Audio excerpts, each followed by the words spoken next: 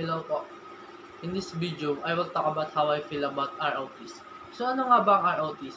ROTC stands for Reserve Officers Training Corps. Ito ay isang programa na pinapatupad ni Vice President Sara Duterte para sa mga 18 and above years old na mga estudyante. At ayon naman kay President Bongbong Marcos, ang ROTC ay hindi active duty na maglilingkod kagad sa military. But it is only to prepare the people kung meron mang gera or national crisis na mangyari in the future. So how do I feel about ROTC? Well, I don't really care kung merong ROTC or wala. Kasi I'm the type of guy that goes with the flow.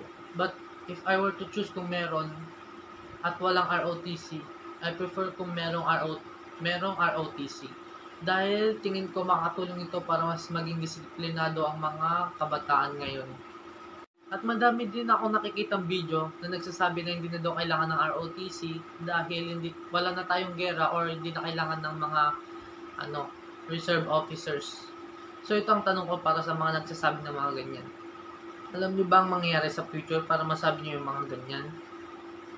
What if kung may mag-invade ulit sa Pilipinas at kailangan ng government ng tulong ng mga tao dahil kulang ang soldiers ng Pilipinas? E di hindi niyo alam kung anong gagawin at paano humawak ng mga baril. Ito ay hypothetical lang naman at hopefully walang ganito mangyari sa Pilipinas. So I don't see any reason to disagree if ever given a chance to serve or to be trained as a reserve officers.